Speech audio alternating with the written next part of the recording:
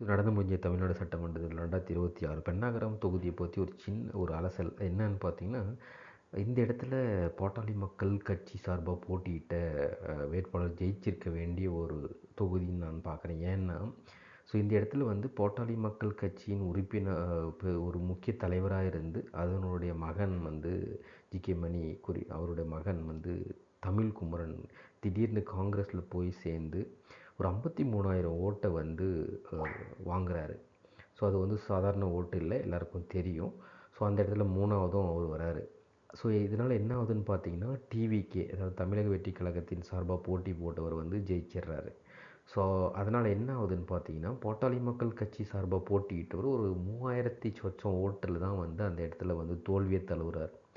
So இந்த இடத்துல G K. மணியோட மகன் வந்து போட்டியிடாமல் அவர் வந்து இதில் வந்து போட்டியிடாமல் விலகி இருந்தால் கூட பாட்டாளி மக்கள் கட்சியின் சார்பாக போட்டியிட்ட வேட்பாளர் வெற்றி பெற்றிருப்பார். அதாவது ஒரு 5 தொகுதியை பாட்டாளி மக்கள் கட்சியும் தக்க வைத்து கொண்டிருக்கும் அப்படிங்கிறது தான் என்னோட பார்வை.